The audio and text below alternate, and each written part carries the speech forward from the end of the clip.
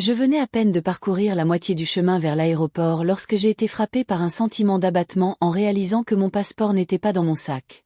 J'ai demandé au chauffeur de faire demi-tour et je me suis sentie idiote pour une erreur aussi simple, surtout après avoir planifié ce voyage pendant des mois. Mais cette erreur allait changer ma vie d'une manière que je n'aurais jamais pu prévoir. Le trajet de retour m'a semblé plus long qu'il ne l'aurait dû. Je ne pouvais m'empêcher de penser à la façon dont tout était censé se dérouler sans problème. Les réservations, les bagages, les billets de croisière. Mon évasion de la routine était parfaitement planifiée, et pourtant, me voilà, me précipitant vers la maison dans laquelle j'ai vécu pendant 4 décennies, le souffle s'accélérant non seulement à cause de la hâte, mais aussi à cause d'autres choses que je ne pouvais pas encore tout à fait nommer. Lorsque nous nous sommes arrêtés devant ma porte, le chauffeur a laissé le moteur tourner au ralenti. Je lui ai dit que je n'en aurais que pour un instant. Mon esprit était déjà à l'étage, dans le petit tiroir du bureau à côté de mon lit où mes documents étaient toujours rangés. Une habitude que m'avait inculquée mon défunt partenaire, Marius. À mon âge, je ne montais plus les escaliers en sprintant, mais je me suis déplacée aussi vite que mes jambes le permettaient, ignorant la raideur dans mes genoux. Cette croisière devait être ma première escapade en solo depuis le décès de Marius, une semaine le long de la Méditerranée, quelque chose dont il parlait toujours mais qu'il n'a jamais pu faire. Je me sentais enfin prête à voir le monde comme il m'avait toujours encouragée à le faire. Je suis entrée discrètement par la porte latérale. Je ne voulais pas faire d'histoire. Ma nièce Clara et son mari Anthony étaient en visite, comme la plupart des dimanches. S'ils m'entendaient, Clara s'inquiéterait sans doute et insisterait pour m'aider, ou pire, commencerait à me convaincre de ne pas y aller. Elle était excessivement prudente avec moi depuis la mort de Marius, douce mais étouffante. Je suis montée à pas de loup, faisant attention de ne pas faire craquer le bois sous mes pas. Le deuxième tiroir du bureau en chêne, c'est là que serait le passeport, à côté de mes polices d'assurance et de mes relevés financiers, tout toujours à sa place. Puis je les ai entendus, leur voix plus claire qu'elle n'aurait dû l'être. Ils étaient dehors, dans le jardin, assis à la vieille table de patio que Marius m'avait offerte pour notre 25e anniversaire. Les rideaux de dentelle les voilaient à peine à la vue. Au début, je n'écoutais pas. Cela me semblait envahissant. Mais quelque chose dans le ton d'Anthony m'a fait faire une pause. C'était plus tranchant, plus résolu que d'habitude. Et Clara, elle avait l'air inquiète, nerveuse. Je suis restée immobile, à moitié cachée derrière le rideau, le cœur battant comme s'il savait quelque chose avant que mon esprit ne puisse le saisir. « Nous ne pouvons plus attendre, Clara, a dit Anthony. Ta tante est bien trop en bonne santé pour son âge. Elle pourrait vivre encore 15 ans. Sommes-nous censés continuer à remettre notre avenir à plus tard pendant si longtemps ?» Clara a expiré lentement, sa voix tremblant. Je sais, mais c'est de la famille, Anthony. Elle m'a élevée, je lui dois tout. C'est exactement la raison pour laquelle nous ne devrions pas la laisser gaspiller tout ce qu'elle a construit, a-t-il répondu, froid comme toujours. Cette croisière est un début. Quelle est la prochaine étape? Renouer avec quelqu'un? Vendre ses affaires pour voyager à travers le monde? Nous devons anticiper. Si nous attendons trop longtemps, nous allons rater notre chance. Je suis restée figée. De quoi parlait-il, au juste? Anthony a continué comme s'il récitait quelque chose de répété maintes fois. L'avocat dit que si nous pouvons prouver que son jugement décline, nous pouvons demander la tutelle. Une fois que nous aurons cela, nous aurons le contrôle légal de ses biens. La maison seule vaut plus que n'importe quel compte que nous pourrions réunir. Clara n'a pas répondu immédiatement. Mon souffle s'est coincé dans ma gorge alors que je la suppliais silencieusement de dire non, de réagir, de lui rappeler qui j'étais. Mais ces prochains mots ont anéanti tout espoir que j'avais. J'ai déjà parlé au docteur Campo, dit-elle d'une voix basse. Il est prêt à signer les documents. Il dit qu'avec son âge et quelques signes d'incohérence cognitive, nous pourrions déposer une demande d'ici quelques semaines. Les projets de voyage aideront soudainement notre cause. Mes genoux ont fléchi. Je me suis accrochée au mur juste pour tenir debout. Ce n'étaient pas des étrangers. C'étaient les personnes que j'aimais, la fille que j'ai élevée comme ma propre fille, l'homme qu'elle avait épousé, que j'avais accueilli à bras ouverts. Le klaxon d'un taxi à l'extérieur m'a sorti de ma transe, à peine capable de penser clairement. Mon passeport n'avait soudainement plus aucune importance. Mes projets, mon excitation, rien de tout cela n'avait d'importance. Toute ma vie, mon indépendance était maintenant une cible dans une guerre silencieuse que je ne savais pas que je menais. Ils avaient planifié cela, pas seulement pensé à voix haute, mais planifié. Mon cœur me faisait mal alors que je me tenais silencieusement derrière le rideau que j'avais cousu moi-même il y a des années. Écoutant maintenant ce que j'avais le plus aimé, essayer de démanteler la vie que j'avais construite. Le parfum de jasmin du jardin flottait à travers la fenêtre ouverte, mais il ne sentait plus bon. Il me retournait l'estomac. Je me suis appuyée contre le mur, toujours cachée derrière le rideau, m'accrochant comme à une bouée de sauvetage pendant que leur conversation se poursuivait. Une fois que la tutelle nous aura été accordée, a dit Anthony en sirotant calmement son café, nous pouvons la faire entrer dans une maison de repos. Un endroit tranquille, rien de dramatique. Nous dirons que c'est pour sa sécurité, qu'elle est sujette à la confusion, qu'elle a oublié la cuisinière allumée une fois ou qu'elle s'est perdue pendant ses promenades. Elle n'a rien fait de tout cela, a murmuré Clara, comme si une partie d'elle résistait encore. Anthony s'est penché plus près d'elle. Elle le fera, ou nous ferons en sorte qu'il semble qu'elle l'ait fait. Les gens voient ce qu'on leur dit de voir. Mes oreilles me brûlaient. J'avais passé toute ma vie à maintenir mes affaires en ordre. J'avais élevé Clara depuis l'âge de 7 ans après le décès de ma sœur. Je lui avais appris à lire, à faire du vélo, à faire confiance à son instinct. Et maintenant, la fille que j'avais autrefois portée sur ma hanche était assise dans mon jardin, complotant de me faire interner pour de l'argent et la maison. Demande-t-elle à voix basse. La réponse d'Anthony a été instantanée. C'est là tout le plus important. Une fois que nous en aurons le contrôle, nous pourrons la vendre. Nous dirons qu'elle est trop grande pour elle, qu'elle a besoin d'un espace plus facile à gérer. Personne ne le remettra en question. Mon corps tremblait, mais je n'osais pas bouger. Les larmes montaient, mais je refusais de les laisser couler. Je n'allais pas pleurer pour des gens qui pouvaient s'asseoir là et démanteler ma vie comme s'il s'agissait d'une simple feuille de calcul. Et après cela ? Demanda Clara, à peine audible. Il existe des établissements gérés par l'État ou des privés. Si nous budgétisons bien, répondit Anthony, comme s'il parlait de placer un objet dans un entrepôt. Clara a laissé échapper un rire tremblant. Tu le fais paraître si facile. Parce que ça l'est, dit-il froidement. Elle est âgée, Clara. Les gens s'y attendent. Tu as dit toi-même qu'elle répétait des histoires, qu'elle oubliait des choses. Mes ongles s'enfoncèrent dans le papier peint.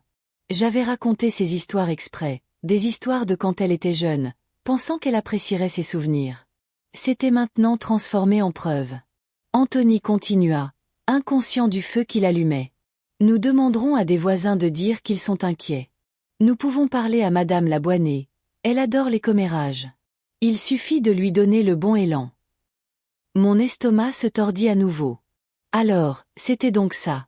Pas d'inquiétude, pas d'amour, une prise de contrôle calculée. Mon esprit revint à chaque visite dominicale, chaque « comment allez-vous, tante ?» et chaque assiette de biscuits que je leur avais offerte. Et j'ai réalisé que ces visites étaient des missions de reconnaissance. Ils vérifiaient mes habitudes, tâtaient le terrain, guettaient des signes de faiblesse. N'oubliez pas de photographier ses affaires pendant qu'elle est partie, ajouta Anthony. Tous les bijoux et les documents. Nous aurons besoin de preuves qu'elle ne suit pas. Une vague de nausée m'a frappé. Ils n'allaient pas seulement me manipuler légalement, ils allaient me voler sans vergogne, tout en me souriant. Et le collier de perles ? Demanda Clara. Elle le porte chaque dimanche. Nous laisserons cela pour l'instant. Commençons par les plus petites pièces. Au moment où elle le remarquera, il sera trop tard.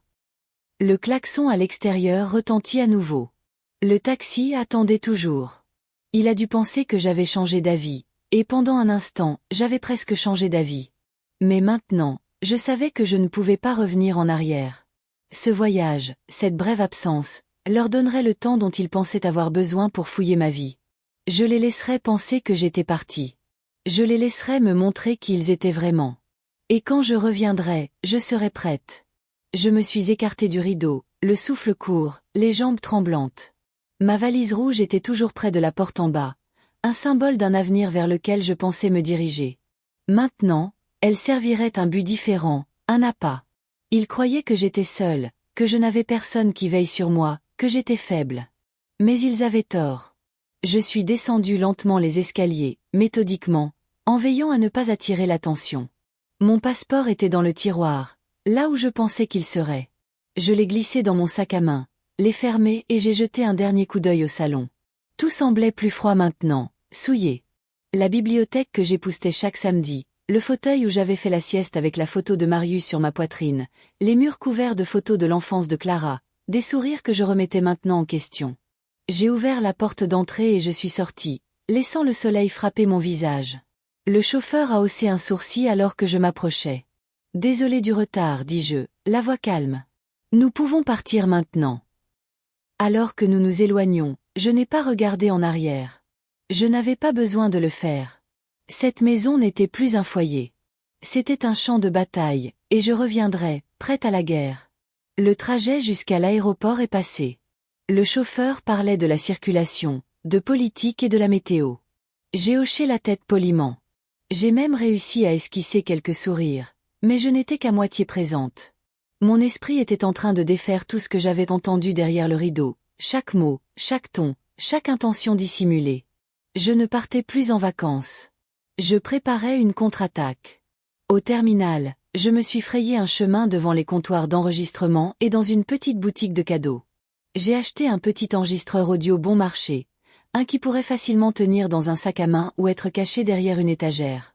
S'il prévoyait d'utiliser des mots contre moi, j'aurais aussi les miens. Je ne les affronterais pas tout de suite. Non, j'avais besoin de preuves, de stratégie, de patience. Alors que j'attendais mon appel d'embarquement, j'ai trouvé un endroit calme près des fenêtres et j'ai composé le numéro de la seule personne en qui je pouvais avoir confiance, Margot, mon amie de longue date du quartier. Nous nous rencontrions tous les mardis pour prendre un café et faire des mots croisés. Si Clara avait commencé à tisser un récit sur ma confusion, il était probable que Margot ait été prise dans cette toile. « Salut, Margot, dis-je doucement, masquant le tremblement dans ma voix. Je suis sur le point d'embarquer sur mon vol, mais quelque chose me trotte dans la tête. Est-ce que j'ai paru bizarre à tes yeux ces derniers temps ?» Il y eut une pause, le genre qui s'éternise un peu trop. « Eh bien, dit-elle avec délicatesse, Clara a mentionné certaines choses. Elle est passée il y a quelques semaines. Elle a dit qu'elle craignait que tu ne mélanges les dates, que tu te répètes. Je lui ai dit que je n'avais rien remarqué, mais elle était insistante. J'ai fermé les yeux. Le poison avait déjà commencé à se répandre. A-t-elle dit quoi que ce soit d'autre? Que tu prenais des décisions impulsives. Elle a mentionné la croisière. Elle a dit que tu avais toujours été prudente et que soudain, tu agissais de façon erratique. Je l'ai remerciée, j'ai raccroché et je suis restée immobile un moment. C'était un piège, et ça marchait.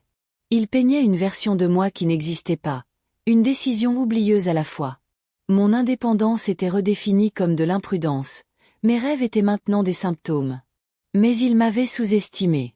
Le vol s'est déroulé sans incident. J'ai regardé par la fenêtre la majeure partie du trajet, remarquant à peine les nuages ou les agents de bord qui passaient avec des collations. Je cataloguais mentalement tout dans ma maison, tout ce qui pouvait être déplacé, volé ou altéré. J'ai planifié mon retour comme quelqu'un qui se prépare à une inspection de maison ou à une scène de crime. Quand j'ai atteint le bateau de croisière, c'était surréel. Le vaste océan, le doux balancement du pont, le rire des couples dansant, les guirlandes lumineuses. C'était beau, mais creux. Chaque nuit dans ma cabine, j'ai pleuré doucement à cause de la trahison qui avait redéfini mon monde. Mais chaque matin, je me levais avec une détermination renouvelée. J'avais 5 jours pour me reposer juste assez, rassembler des forces et rentrer chez moi, non pas en tant que touriste, mais en tant que détective. Avant la fin de la croisière, j'ai envoyé un message à quelqu'un que Marius et moi connaissions depuis des années, Ravière, notre ancien conseiller financier. J'ai demandé à le rencontrer en privé le lendemain de mon retour. Je lui ai dit que j'avais besoin d'aide pour examiner certains changements juridiques que j'envisageais. Il a accepté aussitôt. Il a dit qu'il prendrait le temps. Quand je suis descendu du bateau, je suis retourné dans ma ville avec un plan en marche. Et ainsi, la représentation a commencé. À la maison, j'étais l'image d'un oubli chaleureux. J'ai salué Clara et Anthony avec des yeux brillants et des bibelots touristiques. Je leur ai raconté des histoires de coucher de soleil et de danse seule aux gales du navire. Ils ont souri, trop. Ils ont demandé si j'avais bien dormi, si je me sentais fatiguée, si j'avais besoin d'aide pour défaire mes valises. Bien sûr, je leur ai dit. Entrez, faites comme chez vous. J'ai regardé leurs yeux parcourir la maison, subtilement, alors qu'ils scannaient les tiroirs et les cadres photos. Certains de mes documents avaient été clairement déplacés. Une boîte à bijoux était légèrement entr'ouverte, bien qu'aucune pièce de valeur ne manquât pas encore. Ils testaient le terrain. J'ai laissé l'enregistreur dans le salon, allumé, caché derrière une rangée d'albums photos. Ils ont bavardé, plaisanter, poser des questions désinvoltes. Avez-vous arrosé le jardin, tante? Oh, comment vont vos médicaments ces derniers temps? Vous prenez toujours les mêmes? Vous n'avez pas changé votre testament récemment, n'est-ce pas? Par curiosité. J'ai répondu à chaque question avec un sourire et un rire. Oh, vous vous inquiétez trop, tous les deux. Je vais mieux que jamais. Cette semaine-là, j'ai commencé à rassembler des alliés. Ravière, mon conseiller financier, m'a aidé à transférer des actifs dans une fiducie sécurisée. Nous avons changé les mots de passe, signalé mes comptes pour activités suspectes et supprimé tous les accès secondaires. Vous faites ce qu'il faut, a-t-il dit après avoir examiné mon cas. Il vaut mieux être prudent, surtout quand la dynamique familiale change. Je n'ai rien expliqué. Je n'avais pas à le faire. Puis j'ai appelé Monsieur Devreux, l'ancien avocat de Marius. Nous avons commencé à réviser discrètement mon testament. J'ai ajouté des protections, changé l'exécuteur testamentaire et mis à jour les contacts d'urgence. Je lui ai également demandé d'examiner la légalité des demandes de tutelle, au cas où Clara et Anthony essaieraient d'appuyer sur la détente. Documentez tout, a-t-il averti. Chaque visite, chaque question, chaque comportement constituerait votre dossier. Comme s'il constituait le leur. Alors je l'ai fait. Chaque fois qu'ils passaient, et ils ont commencé à passer plus souvent. J'ai souri plus largement. J'ai raconté les mêmes histoires 2 fois. Je me suis arrêté au milieu d'une phrase. J'ai oublié un nom ou deux. Tout ceci enregistré. Et chaque nuit, je consignais les événements de la journée dans un petit carnet que je gardais sous mon oreiller. Non, heureusement, ce qui avait été dit, date à laquelle les objets bougeaient dans la maison. Mon faux oubli est devenu mon armure, ma couverture, et je la portais avec une tranquille précision. C'était un mercredi après-midi quand tout a pris une tournure radicale. Anthony était arrivé seul. Clara avait envoyé un texto pour dire qu'elle avait un rendez-vous chez le dentiste et qu'elle se joindrait à nous plus tard. Je savais que ce n'était pas vrai. Elle n'avait pas quitté la maison de toute la matinée. Ma nouvelle amie Nora, qui vivait de l'autre côté de la rue et me devait une faveur, l'avait confirmé. Clara restait simplement en arrière, probablement pour garder ses mains propres au cas où quelque chose tournerait mal. Anthony était assis dans la cuisine, tapotant ses doigts sur la table. Je lui ai servi du thé dans les vieilles tasses en porcelaine de Marius, celles avec les fleurs bleues fanées. Il leva les yeux, les plissant légèrement. « Tu as été terriblement silencieuse ces derniers temps, dit-il. »« Juste fatiguée, je suppose, ai-je répondu, laissant ma voix s'éteindre doucement.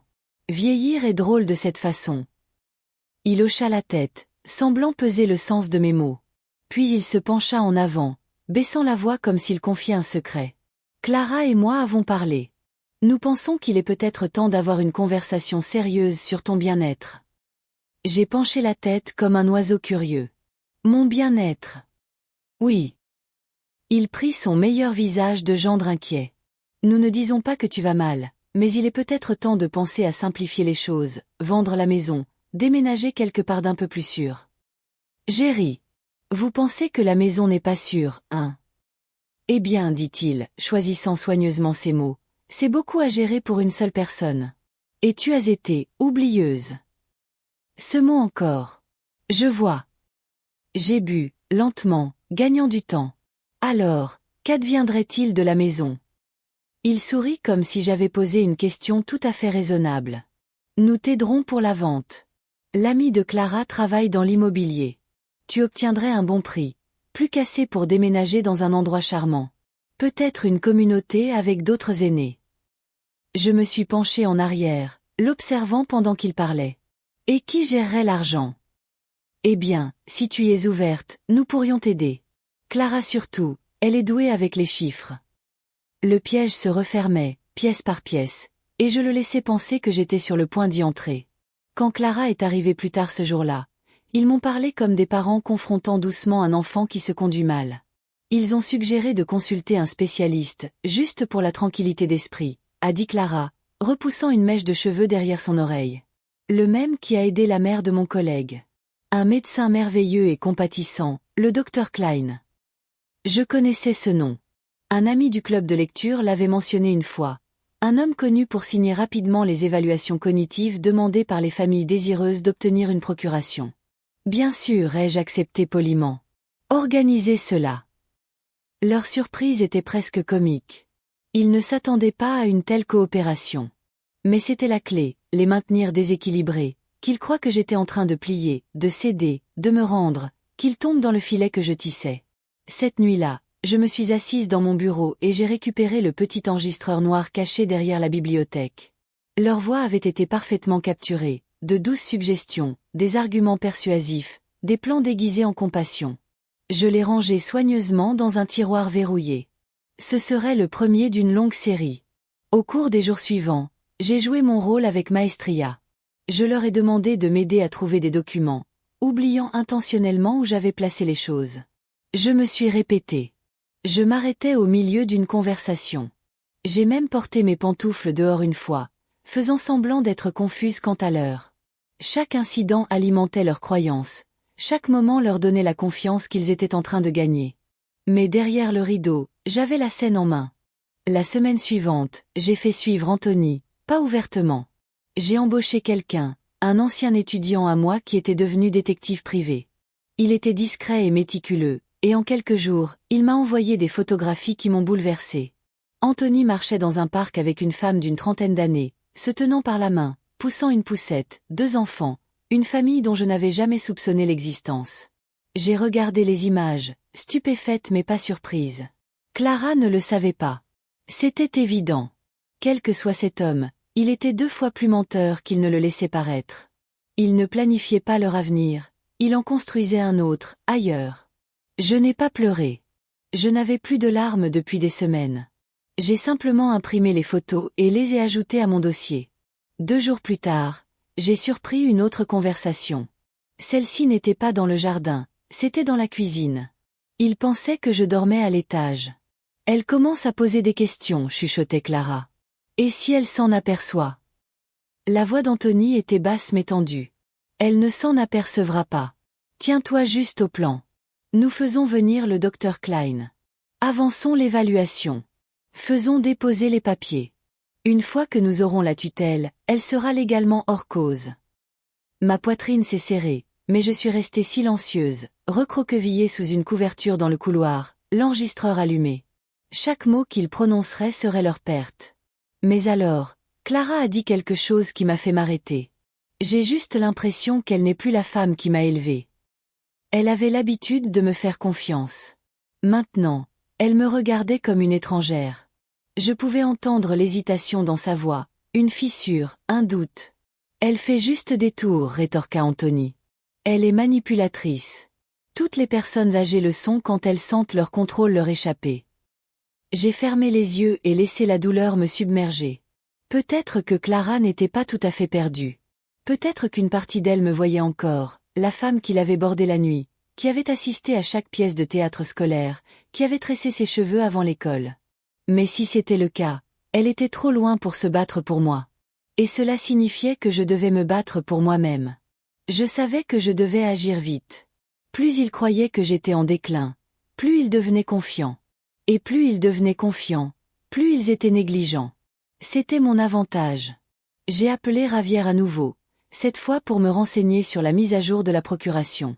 Il m'a guidé à travers la paperasse avec un ton calme et rassurant, me faisant parcourir chaque clause, s'assurant que je conservais tous les pouvoirs sur mes biens, sauf déclaration contraire d'un tribunal.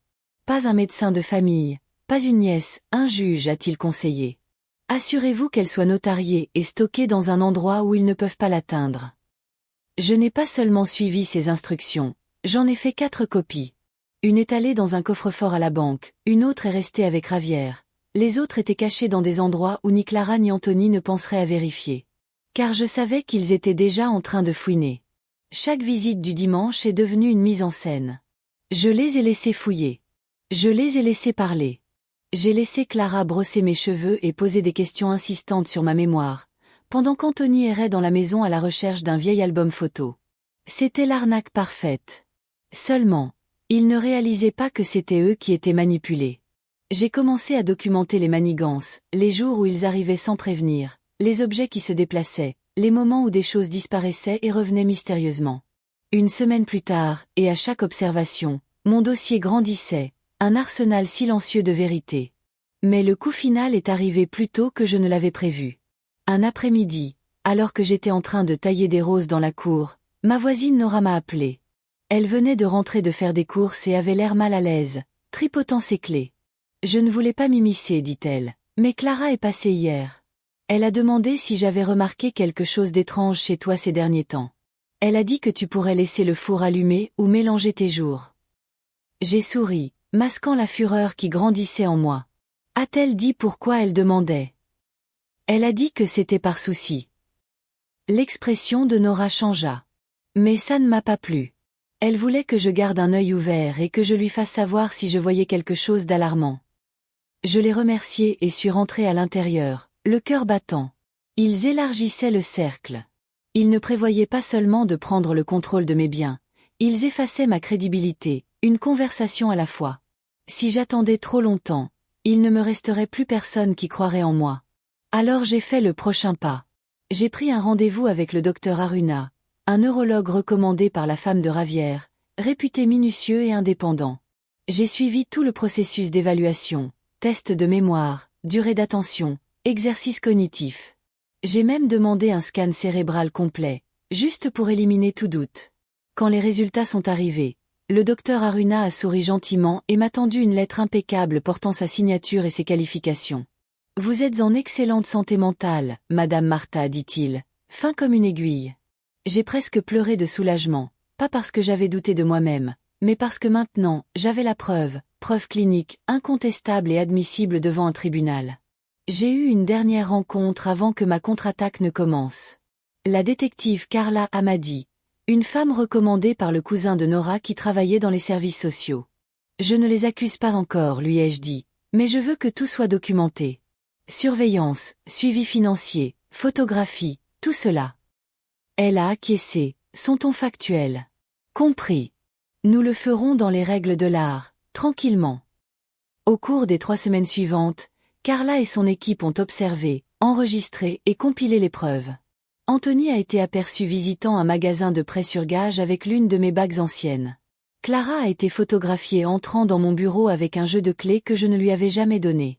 Une nouvelle police d'assurance a été souscrite à mon nom, avec Clara indiquée comme contact principal. Il devenait plus audacieux, plus négligent, et j'étais presque prête. Le jour est finalement arrivé où ils m'ont fait asseoir dans le salon, Clara me tenant la main, Anthony assis en face de moi, des documents juridiques placés soigneusement entre nous. Nous avons parlé au docteur Klein, dit Clara doucement. Il pense qu'il est temps que nous envisagions des changements pour te protéger. Me protéger de quoi? Ai-je demandé, feignant une curiosité innocente. Du stress, intervint Anthony. Des risques de vivre seul, de gérer les finances, de voyager sans surveillance. Nous voulons aider. Il a fait glisser un dossier vers moi. Ceci décrit la procédure de tutelle.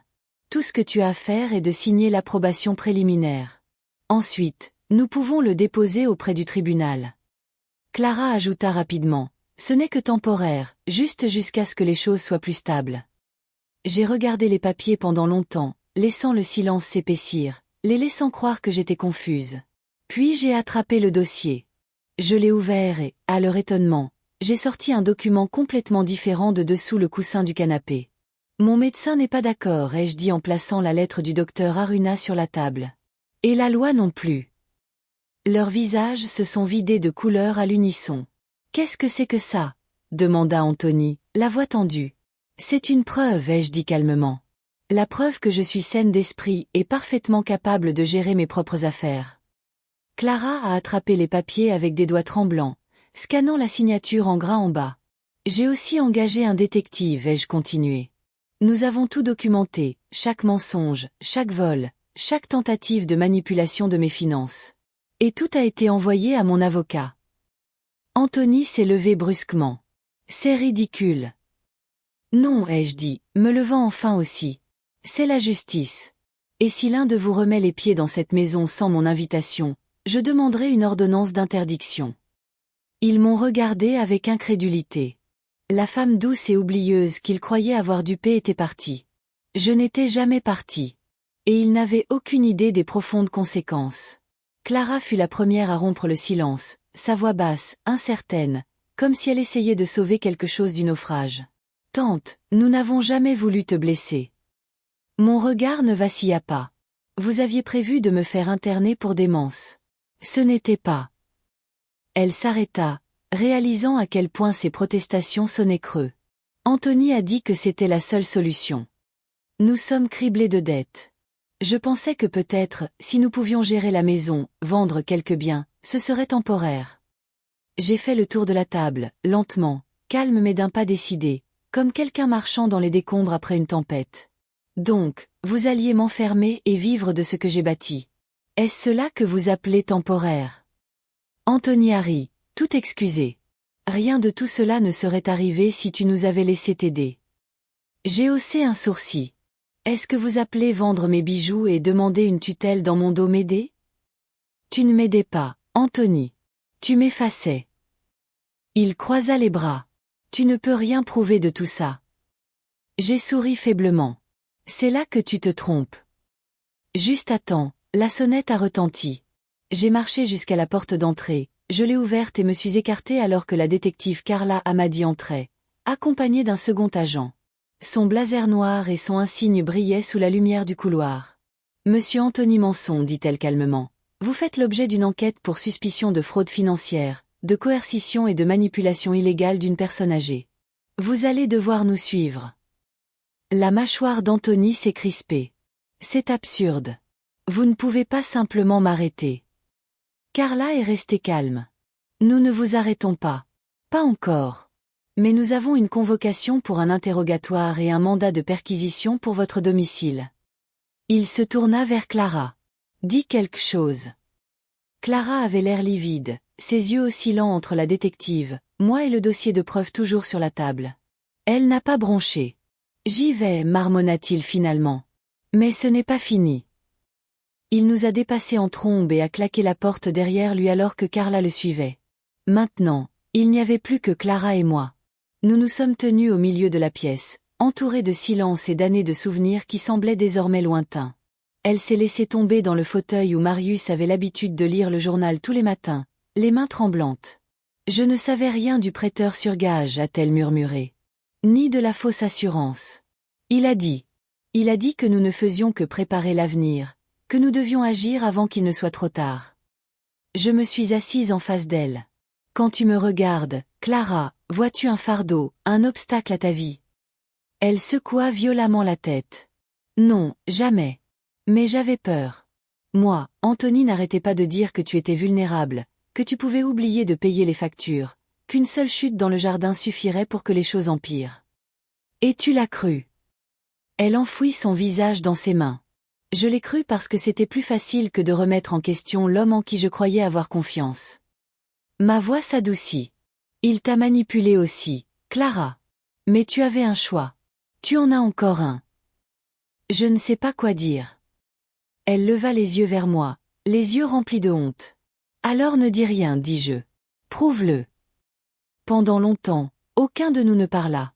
Je me suis levée, j'ai marché jusqu'à la fenêtre et j'ai regardé le jardin, le même endroit où ils avaient chuchoté leur plan, croyant que j'étais partie pour toujours. Il avait l'air paisible maintenant, mais je savais mieux que ça.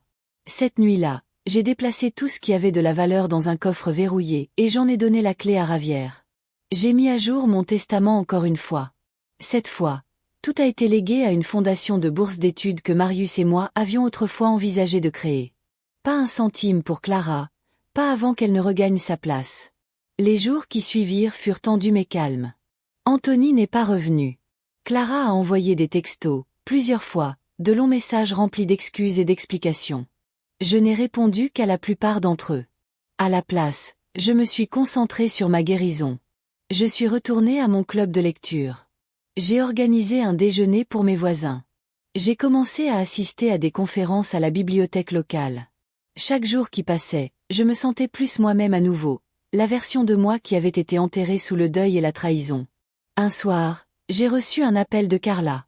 Sa voix était ferme, mais je pouvais dire qu'elle mesurait le poids de ce qu'elle était sur le point de dire.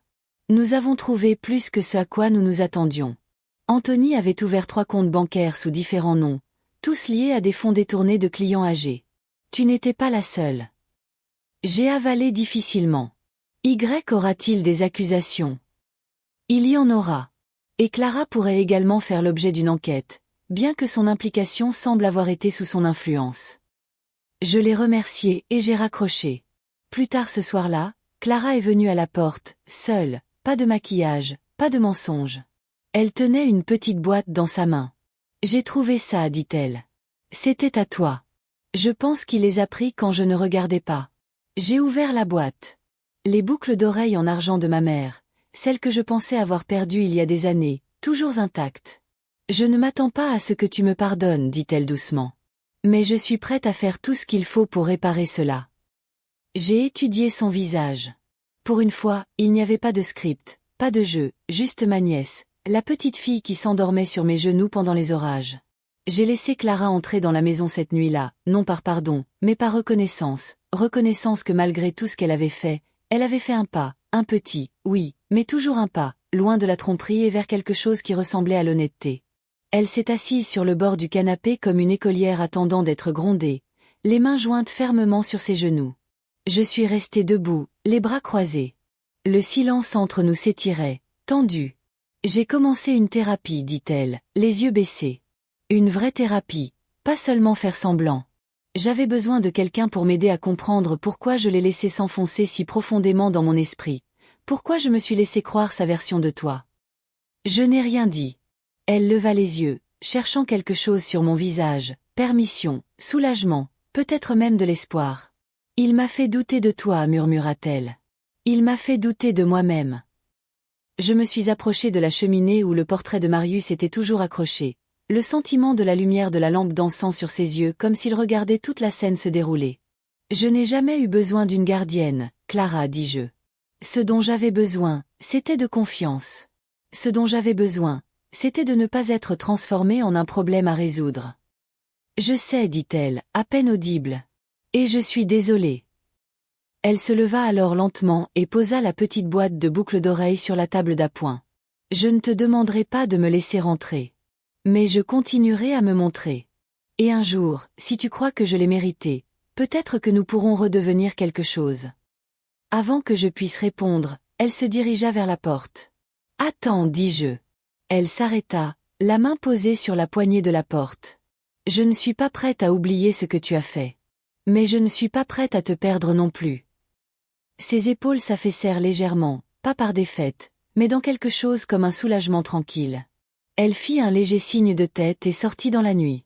Après son départ, je suis restée éveillée pendant des heures. J'ai pensé à ce que le pardon signifiait réellement. Ce n'était pas une gomme. Cela n'effaçait pas la trahison, ni ne rendait ce qui avait été volé, la confiance, la paix, la certitude. Mais peut-être que c'était un outil, quelque chose que je pouvais utiliser pour tailler un nouveau chemin à partir des ruines. Le lendemain matin, je suis retournée au jardin. Les roses avaient fleuri tôt cette saison, éclatant avec défi contre la clôture, comme si elles avaient quelque chose à prouver. J'ai trouvé un étrange réconfort dans leur rébellion. Alors que je coupais les têtes mortes des branches, Nora est passée avec son café matinal habituel. « Des nouvelles de Clara ?» demanda-t-elle avec désinvolture. « Elle est passée hier soir. » Nora. Ah. Nora haussa les épaules. Essayez, et déjà quelque chose. Pas tout, mais quelque chose. Nous avons siroté nos boissons en silence, comme le font souvent les vieux amis. Pas besoin de remplir l'air de mots, juste la présence. Plus tard cette semaine-là, j'ai rencontré Ravière à nouveau. Nous avons finalisé le fonds de bourse, quelque chose dont Marius et moi avions rêvé, mais n'avions jamais eu les moyens de poursuivre jusqu'à présent. Nous l'avons nommée d'après nous deux, la fiducie d'héritage Martha et Marius. Cela offrirait une aide financière aux étudiants issus de foyers défavorisés, des enfants prometteurs avec des rêves, sans Clara ni Anthony pour les anéantir. J'ai ajouté une note au dossier de fiducie. Aucun parent ne peut être bénéficiaire ou administrateur en aucune façon. Clair. Révocable. Ravière a souri quand il a vu. Vous couvrez tous les angles.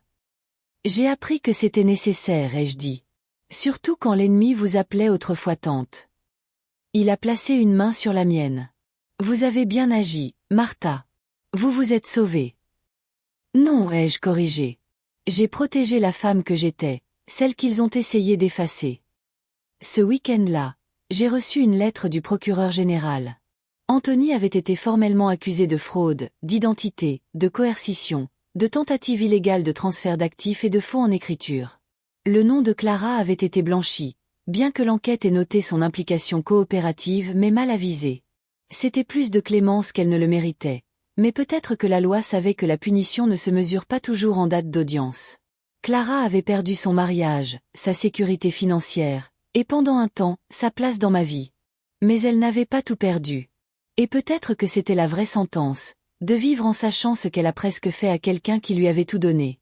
Je n'ai pas célébré la chute d'Anthony quand j'ai lu le rapport final. Je n'ai ressenti qu'une sorte de froide conclusion. Il était exactement ce que je craignais qu'il soit, et pire encore. Mais il n'était pas assez intelligent pour voir qu'il bâtissait son royaume sur le sable. Et maintenant, la marée était arrivée. Au début du printemps, j'avais repris le cours de ma vie, tranquillement, résolument. J'ai pris des cours de yoga le mardi et de français le jeudi. J'ai invité Rosaline, une veuve de mon club de lecture, à prendre le thé 2 fois par mois. Mon monde n'était pas vaste, mais il était à nouveau à moi. Clara envoyait des lettres écrites à la main, comme je le lui avais appris quand elle était jeune, pas de pression, juste des mises à jour, petites offrandes de vérité. Je les lisais. Je ne répondais pas toujours, mais je les lisais. Parfois, la guérison ressemble au silence. Parfois, cela ressemble à une limite qui reste ferme, importe la douceur avec laquelle on frappe. Le printemps s'est déroulé tranquillement. Plus de coups inattendus à la porte. Pas de fouilles suspectes dans les tiroirs. Pas de conversations chuchotées dans le jardin. Ma maison, autrefois une arène de trahison, avait retrouvé son calme. Mais la paix, ai-je appris, n'est jamais seulement une absence. C'est quelque chose que vous cultivez, comme une plante fragile qui a besoin de protection avant de pouvoir s'épanouir librement. Je me suis réveillée plus tôt que d'habitude un matin et je me suis assise près de la fenêtre avec mon thé, regardant les écoliers rire au loin. Le monde a continué de tourner, même après tout. C'était son cadeau et sa cruauté. Plus tard ce jour-là, je suis allée à l'université locale pour une réunion. Le bureau du doyen était modeste, orné d'art étudiants et d'étagères débordant de paperasse. On m'a fait entrer rapidement. « Nous sommes honorés de votre générosité, Madame Martha Adidine, dit-il chaleureusement en serrant mes mains. La fiducie d'héritage aidera des douzaines d'étudiants cette année seulement. » Je n'avais pas besoin de toute cette fanfare, ai-je dit. Assurez-vous juste que cela aille aux enfants qui en ont le plus besoin. Les tranquilles, ceux dont personne n'attend rien. Donnez-leur une raison de prouver aux gens qu'ils ont tort. Nous le ferons, a-t-il promis. C'était l'une des conversations les plus enrichissantes que j'ai eues depuis des années. Après, j'ai marché lentement à travers le campus, regardant les étudiants se rassembler en petits groupes, animés par des idées, des peurs et des futurs. J'ai vu ma jeune personne en certains d'entre eux, une fille pleine d'ardeur et d'espoir, façonnée par des responsabilités, mais pas encore accablée par elles. Ce soir-là, je me suis arrêtée au cimetière. Je n'avais pas visité la tombe de Marius depuis des mois, pas depuis que tout a commencé à s'effondrer. Mais j'ai apporté des fleurs, ses fleurs préférées. Le vent était doux, l'herbe était humide sous mes chaussures. Je l'ai fait, lui ai-je dit. Je ne me suis pas effondrée, pas comme il l'espérait. Je me suis assise sur le banc près de sa pierre, laissant le silence m'envelopper. Il y avait une paix à savoir que j'avais repris ma vie, pas par la vengeance, mais par la clarté. Tu me manques, ai-je murmuré. Mais j'ai cessé d'avoir peur d'être seule. Ce n'était pas qu'une confession. C'était un tournant. Une semaine plus tard, j'ai organisé un petit rassemblement dans mon jardin. Rien de grandiose, juste des voisins, des amis et quelques dames du club de lecture. L'air était rempli du parfum de gâteaux au citron et de thé fraîchement infusé. Rosaline a apporté ses célèbres tourtes aux épinards. Nora a apporté sa radio, syntonisée sur une station de musique classique. Nous avons ri, nous avons dansé pieds nus, nous avons partagé des histoires. Toutes n'étaient pas heureuses, mais tout était honnête. Vers la fin, Clara est arrivée. Elle se tenait près de la porte, hésitante, tenant une petite plante en pot dans ses mains, un hortensia bleu. C'était le même genre que Marius avait l'habitude de planter chaque printemps. Nos yeux se sont croisés. Je ne lui ai pas fait signe d'entrer, mais je ne lui ai pas demandé de partir non plus. Elle s'est attardée au bord du rire et de la chaleur pendant quelques minutes, puis tranquillement, elle a posé la plante près de l'entrée, s'est retournée et s'est éloignée. Un geste, pas une demande. Et c'était assez. Les jours qui ont suivi ont été doux. J'ai passé des matinées à écrire des lettres, de vraies, avec un stylo et du papier, à de vieux amis avec qui j'avais perdu le contact. J'ai relu de vieux livres de cuisine, essayant de nouvelles versions de plats que j'avais autrefois perfectionnés. J'ai joué aux échecs en ligne avec des inconnus qui m'appelaient Queen Martha 64. Je n'étais plus la femme retenant son souffle, attendant une trahison. Je reconstruisais, pierre après pierre. Puis un matin, j'ai reçu un appel de Rosaline. « Tu ne vas pas croire qui je viens de croiser, dit-elle, sa voix basse, pleine d'intrigue. L'ancien collègue d'Anthony. Il a dit qu'il avait été renvoyé des mois avant tout ça. Apparemment, l'homme montait des combines à travers la ville, des petites, visant surtout des clients âgés. Je n'ai ressenti aucune surprise, aucune colère, seulement une confirmation. C'est tout. Comme la dernière pièce du puzzle s'insérant parfaitement. Il sera bientôt condamné, ajouta Rosaline. Ils insistent pour un temps réel, pas seulement des amendes. Laissez le système faire ce qu'il doit, ai-je répondu. Je n'avais aucun désir d'assister à ce procès. La justice était déjà rendue dans mon monde. Vers le milieu de l'automne, j'ai recommencé à faire des projets, pas par nécessité, mais par envie. Un voyage en Toscane avec le groupe de lecture était prévu. J'avais toujours voulu voir les vignobles et les collines vallonnées dont Marius parlait dans les revues de voyage. Quand je l'ai dit à Clara, elle m'a envoyé une lettre. « Je suis contente que tu voyages de nouveau. C'est ainsi que je me souviens de toi, curieuse et courageuse. J'espère que tu trouveras là-bas de quoi remplir l'espace que j'ai contribué à briser. Et si jamais tu souhaites de la compagnie lors d'un voyage, j'aimerais gagner ma place à tes côtés. » Je n'ai pas répondu, pas encore. Mais j'ai conservé la lettre. Certaines choses n'ont pas besoin de réponse immédiate. Elles ont juste besoin de temps. Les jours précédant le voyage en Toscane étaient remplis d'une joie que je n'avais pas ressentie depuis des années. Pas le bonheur fugace qui vient d'un cadeau ou d'une surprise, mais le genre tranquille et constant qui se construit quand on réalise que personne ne plane, attendant de vous prendre en faute. J'ai fait ma valise avec soin, 3 robes, 2 foulards, un petit journal rouge. Le matin de mon départ, j'ai fait un dernier tour de la maison, non pas par inquiétude, mais par gratitude, pour y avoir survécu, pour l'avoir récupérée. Chaque pièce contenait des ombres du passé, certes, mais elles ne me faisaient plus peur. Ce n'était plus que de simples échos maintenant. Avant de partir pour l'aéroport, j'ai posé un mot sur la table de la cuisine. Il était adressé à Clara. Je pars voir les collines que ton oncle n'a jamais pu visiter. Peut-être boire et lever son verre de vin à sa mémoire. Ne viens pas me chercher. Continue juste à devenir la femme que je sais être encore là. Le chauffeur de taxi était très bavard. Il m'a demandé si j'étais nerveuse à l'idée de prendre l'avion seule. J'ai souri et je lui ai dit la vérité. Non. J'ai déjà affronté bien pire que de simples turbulences. Le vol était long, mais je l'ai à peine remarqué. J'ai regardé les nuages se fondre dans la mer. J'ai fermé les yeux et j'ai imaginé Marius assis à côté de moi, sa main dans la mienne, murmurant « Tu l'as fait, Martha.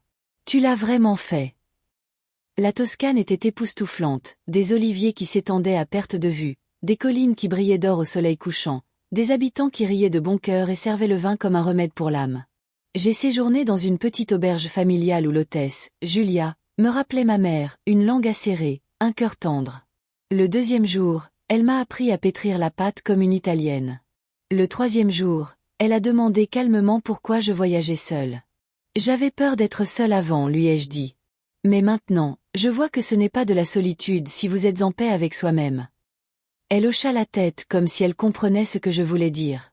Chaque matin, je tenais un journal près de la fenêtre, griffonnant des souvenirs, non pas les douloureux, mais ceux qui méritaient d'être gardés, Marius qui chantait dans la cuisine, les gâteaux d'anniversaire de Clara de travers quand elle avait 9 ans, la façon dont le jardin sentait après la première pluie d'automne.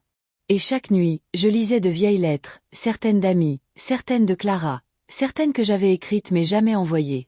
J'ai réalisé lentement que le pardon n'est pas une annonce. C'est un choix que vous refaites chaque jour. Et parfois, ce n'est pas pour eux, c'est pour vous. Un soir, alors que j'étais assise près d'une fontaine en pierre sur la place du village, un homme âgé a proposé de me prendre en photo. J'ai hésité, puis je lui ai tendu mon téléphone. « Souriez, dit-il dans un anglais approximatif. Souriez vous-même. » Et je l'ai fait. Pour la première fois depuis des années, je l'ai vraiment fait. Quand je suis rentrée 2 semaines plus tard, la maison était différente, pas hantée, pas surveillée, juste calme. Il y avait un petit paquet devant ma porte, pas de nom. À l'intérieur, il y avait un cadre photo vide et une note manuscrite. Pour tous ceux que tu décides de pardonner ou de te souvenir. Clara. Je n'ai pas pleuré, mais je suis restée assise avec le cadeau longtemps, passant mon pouce le long de son bord en bois. Elle ne demandait pas de réécrire le passé. Elle m'offrait un espace pour quelque chose de nouveau. Quelques jours plus tard, je me suis retrouvée au centre communautaire. Un nouveau cours avait commencé, l'écriture créative pour les femmes de plus de 60 ans. L'instructeur nous a demandé d'écrire sur un moment où nous avions découvert notre propre force.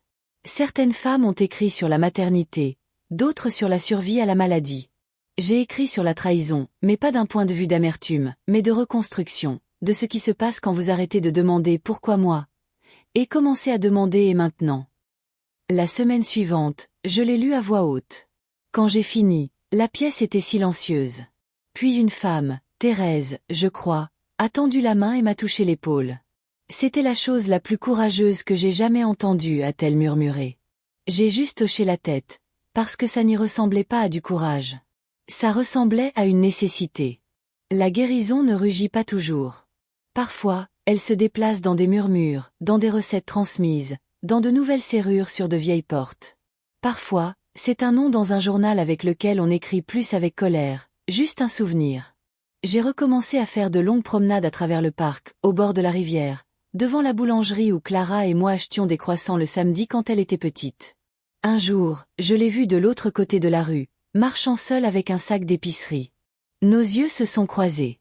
Elle n'a pas traversé. Moi non plus. Mais j'ai souri. Et cette fois, elle m'a rendu mon sourire. L'hiver est venu doucement. Les feuilles sont devenues rouilles et or avant de tomber, une à une, comme de petites démissions. J'ai allumé des bougies plus tôt dans la journée. Mes pulls sont sortis du stockage. Le jardin est devenu immobile, se reposant et non mourant. Je n'avais plus peur des saisons calmes. Elle m'avait appris à écouter de nouveau. Clara a commencé à venir une fois par mois. Au début, nous nous sommes assises dans le jardin sans dire grand-chose. Elle a apporté des pâtisseries et a essayé de ne pas pleurer quand elle a vu ma photo de mariage toujours accrochée dans le couloir. Petit à petit, les mots sont revenus, à propos du travail, à propos des livres, à propos des souvenirs sur lesquels nous pouvions encore nous entendre. Nous n'avons pas parlé d'Anthony. Nous n'avons pas parlé de tutelle ou de compte bancaire ou des nuits que j'avais passées à enregistrer sa voix par peur. À la place, nous avons arrosé l'hortensia qu'elle avait laissée près de mon portail. Il avait survécu à la chaleur de l'été, un peu sec, mais fleurissant à nouveau. Un après-midi, en sirotant du thé, elle m'a regardée et a dit « Je crois que je comprends maintenant pourquoi tu t'es battue si fort. » Je n'ai pas répondu. Je l'ai laissé s'asseoir avec cette réalisation. Parfois, la compréhension et des excuses. Et parfois, le silence et le pardon. Plus tard ce mois-là, je suis allée à l'université pour la première cérémonie de remise du prix de la fiducie d'héritage. Ces étudiants avaient reçu des bourses. Ils ont parlé nerveusement sur scène, reconnaissants et stupéfaits.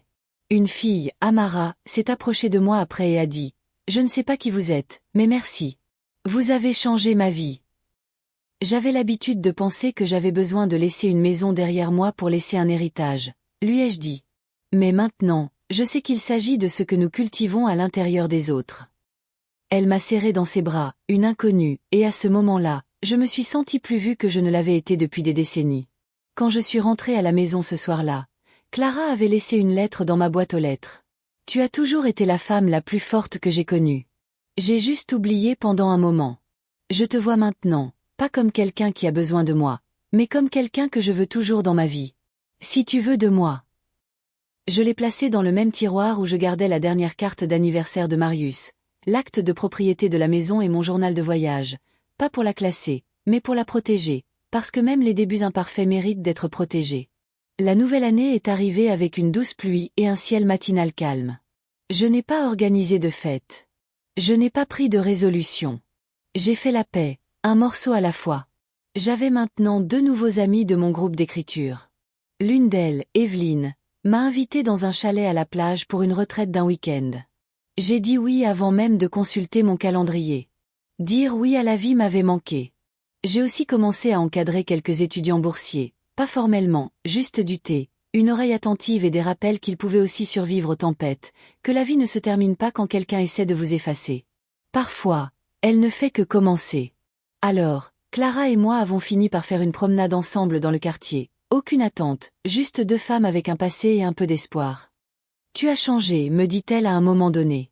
Je me suis souvenu de qui je suis, ai-je répondu. Cela a semblé régler quelque chose entre nous.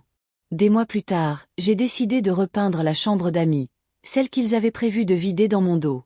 Je l'ai transformée en un coin d'écriture, des murs jaunes, des étagères flottantes, un fauteuil en velours que j'ai acheté d'occasion. J'ai écrit des histoires dans cette pièce, certaines sur Marius, certaines sur Clara, certaines que je n'étais pas prête à partager. Mais je ne me cachais plus. Je n'avais plus rien à cacher. Peu de temps après, j'ai reçu un message de Rosaline. Tu te souviens de ce cours dont nous avons parlé, danse de salon? Ils l'ont recommencé, les jeudis à 6 heures. Le premier cours est gratuit. Je t'ai gardé une place. J'ai failli dire non. Puis j'ai regardé la photo sur mon bureau, celle que le vieil homme a prise de moi en Toscane. Je souriais, pas pour quelqu'un d'autre, mais pour moi-même. Alors j'ai dit oui.